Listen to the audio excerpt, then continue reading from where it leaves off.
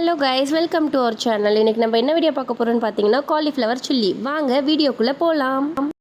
Okay, வாங்க இப்போ எப்படி செய்கிறதுன்னு பார்த்துக்கலாம். நான் ஃபஸ்ட்டு காலிஃப்ளவரை நல்லா தண்ணியில் ஃபுல்லாக வாஷ் பண்ணிவிட்டு அடுத்து என்ன பண்ணேன்னு பார்த்தீங்கன்னா கேஸில் வச்சுட்டு, ஆக்சுவலி நம்ம சுடு தண்ணியில் போட்டு கொஞ்சம் ஒரு 5 மினிட்ஸ் அதை வேக வச்சா தான் நல்லாயிருக்கும்.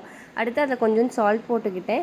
ஒரு 5 மினிட்ஸ்க்கு அப்புறம் அது நல்லா வந்தவொடனே அதை தனியாக நான் செப்பரேட்டாக எடுத்து வச்சுட்டு வேறு ஒரு பவுலில் நான் ட்ரான்ஸ்ஃபர் பண்ணிக்கிட்டேன்.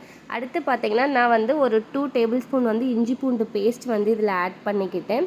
அண்ட் சிக்கன் மசாலா, சிக்கன் 65 ஃபிஷ்ஷுக்குன்னே தனியாக மசாலா வைக்கிறாங்க. வேலூர்லேருந்து அதை நாங்கள் வாங்கிட்டு வந்தோம். சூப்பராக இருக்கும், அதான் யூஸ் பண்ணேன். நான் அதில் ஒரு 3 டேபிள் ஸ்பூன் போட்டுக்கிட்டேன். And chilli powder 1 table spoon. And பார்த்திங்கன்னா அரிசி மாவு நான் ஒரு 1/2 கப் போட்டுக்கிட்டேன். அப்புறம் கொஞ்சமாக நான் கர்டு இதில் ஆட் பண்ணிக்கிட்டேன்.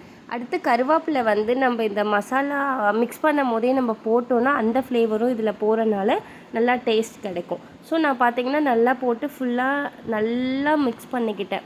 அதோடைய டேஸ்ட்லாம் நல்லா மசாலாலாம் காலிஃப்ளவருக்குள்ளே போகிற அளவுக்கு நல்லா மிக்ஸ் பண்ணிக்கிட்டு ஒரு 10 மினிட்ஸ் கழித்து பார்த்திங்கன்னா அடுத்து நான் கேஸில் எண்ணெய் வச்சுட்டு எண்ணெய் நல்லா சூடுபடுத்திக்கிட்டேன். ஒரு 10 மினிட்ஸ் நல்லா சூடுபடுத்தி வர டைமில் காலிஃப்ளவர்ஸ் அதை எடுத்து நான் அப்படியே போட்டு பொரிக்க ஆரம்பிச்சிட்டேன். அது நல்லா ஒரு 5 மினிட்ஸ் அது விட்டால் போதும். ஆல்ரெடி நம்ம சுடு தண்ணியில் கொதிக்க வச்சனால ஒரு 5 மினிட்ஸ் மட்டும் விட்டு எடுத்தால் போதும். நல்லா கிறிஸ்பியான காலிஃப்ளவர் சில்லி ரெடி ஆகிடும்.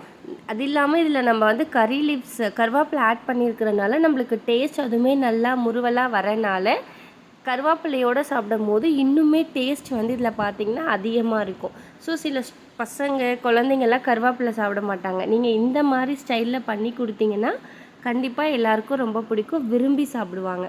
அது நான் நல்லா ஃபுல்லாகவே மிக்ஸ் பண்ண எல்லா காலிஃப்ளவருமே நான் ஆயிலில் போட்டு முடிச்சிட்டேன். அதுக்கப்புறம் பார்த்திங்கன்னா சாப்பிட்றதுக்கு காலிஃப்ளவர் சில்லி ரெடி ஆகிடுச்சு. தேங்க்யூ. மறக்காமல் சேனலை சப்ஸ்கிரைப் பண்ணிவிடுங்க.